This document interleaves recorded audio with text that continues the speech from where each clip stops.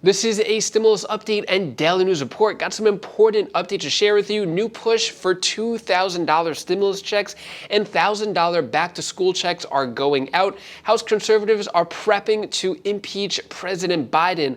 Let you know what's going on there, play some video clips, and give you some other important updates as well. Hope you're having a terrific Thursday. If you appreciate the fact-based, fast-paced updates, hit the like button down below. So Republicans search for someone who could sue over Biden's student loan debt plan. So after the announcement of student loan being canceled, $10,000 or less, a lot of Republicans not too happy about it, even Democrats. And as a result, it looks like it may not even happen. Republicans are looking for a way to bring it to court, and it may not actually hold in court. Still a lot of debate over that.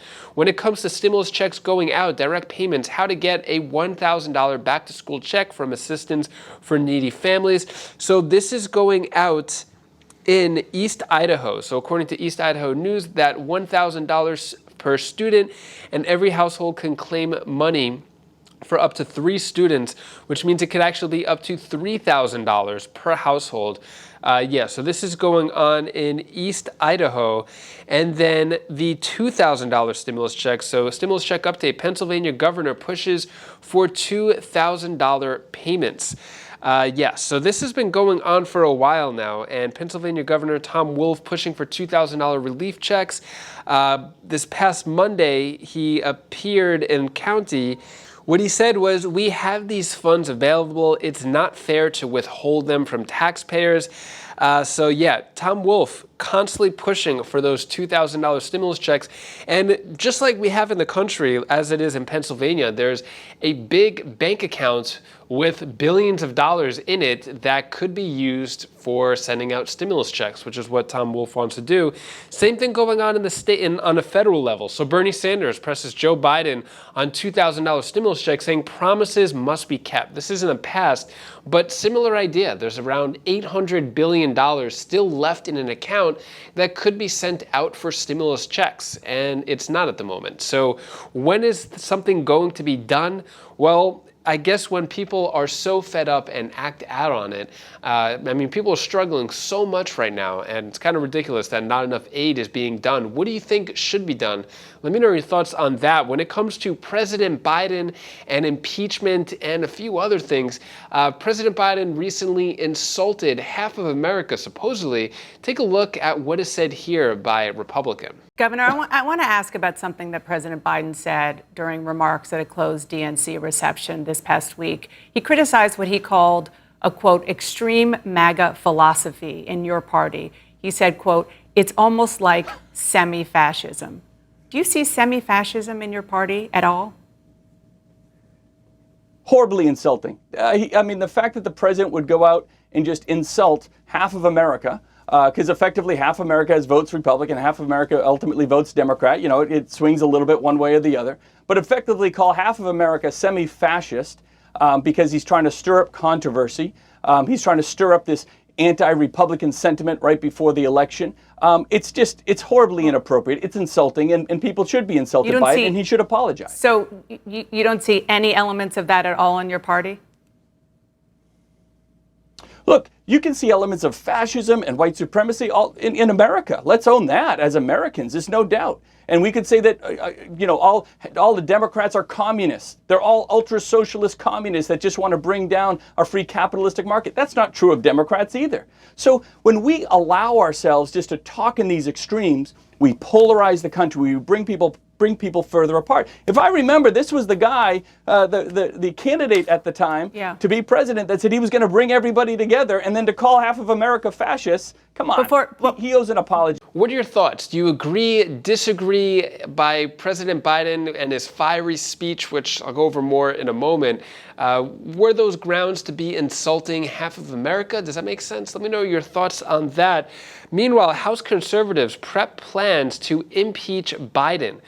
So Republicans hoping to seize hoping to seize control of the House in November, are already setting their sights on what is, for many of them, a top priority next year: impeaching President Biden. A number of rank-and-file conservatives have already introduced impeachment articles in the current Congress against the president. They accuse Biden of committing high crimes in his approach to a range of issues, touching on border enforcement, the coronavirus pandemic, and the withdrawal of U.S. troops from Afghanistan. So are these grounds for impeachment? Do you think they'll have luck? In order for impeachment to happen, it has to go through Congress. Right now, Democrats are in control of Congress, but if it flips, do you think President Biden will be impeached? Should he be impeached? Let me know your thoughts on that.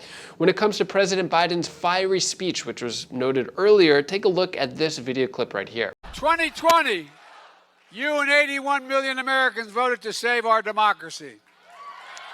That's why Donald Trump isn't just a former president, he is a defeated former president.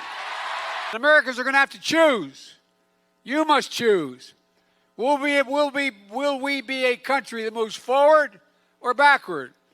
Trump and the extreme MAGA Republicans have made their choice to go backwards, full of anger, violence, hate, and division. But we've chosen a different path. Forward. The future, unity, hope, and optimism. These guys never stop. And we're never going to stop either. Look, my friends, we offer a starkly different version and vision of this country, a vision of a better America that's within our reach, that's within our hands, if we just vote.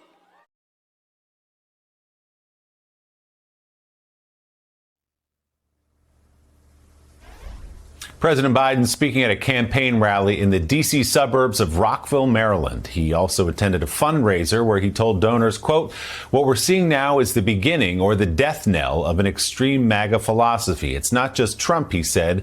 "It's the entire philosophy. It's like semi-fascism," end quote. Joining us now, White House reporter for the Washington Post, Matt Visor. Matt, good morning. You're reporting this morning on the president's speech yesterday, writing he, quote, "more pointedly raised concerns about American democracy and the Republicans he views as a threat. The rhetoric was an escalation for Biden and an indication that he views the threat as greater than just Trump and an ideology that shows little sign of abating." It marked a transition as well as the president turned more pointedly toward the midterm elections and attempted not only to tout his own record, but to create a sharper contrast with the opposing party. So, Matt, of course, the issues of the economy and immigration and abortion and guns will all be central to these midterm elections. But hanging over it all, as the president said yesterday, is the idea that these sort of foundational concepts of democracy in some ways are on the ballot. If you vote for certain people, elections may be overturned.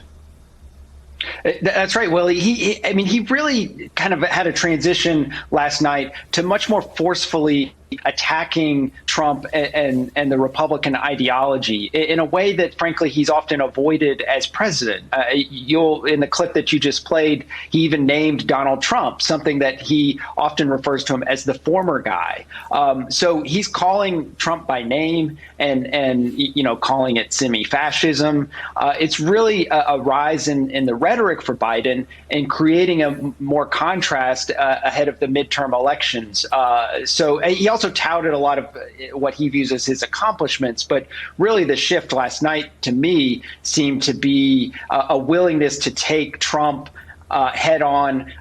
Some Democrats have wanted him to do more to sort of call for defending democracy, defending voting rights, and Biden started to do that with much more vigor in this address last night.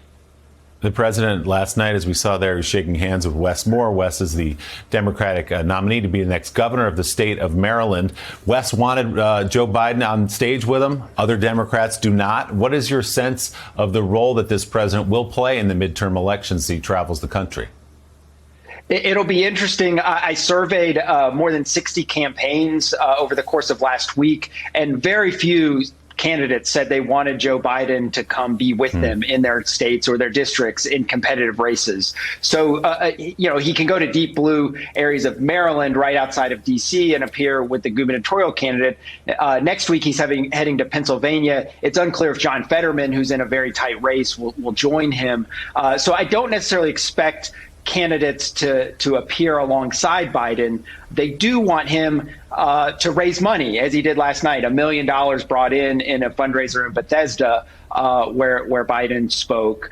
They want him to frame the election to go after Trump from a national perspective, as he did last night. But they are not necessarily eager at this moment to have those photos of the president standing next to them on stage, because they want to see more from Biden in terms of approval ratings, which are starting to tick up in some polls, but not enough for some of these candidates in very tight races to want him to come and then sort of see him as an asset in their campaigns. And that is all the news that I have for you today to hopefully brighten your day a bit. Here's my daughter Bella's tip of the day. Hi guys, this is Bella. This is the tip of the day. I just want to tell you that you should always stay happy, no matter what. Even if something really happened in your life, you should always stay positive and happy and just move on.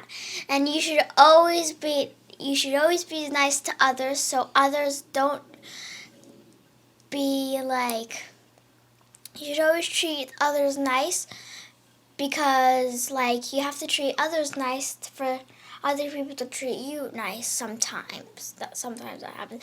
But it's really good to be nice to everybody. So, it should be really good for all of us to be nice to everybody. That's the end of my tip of the day. Bye!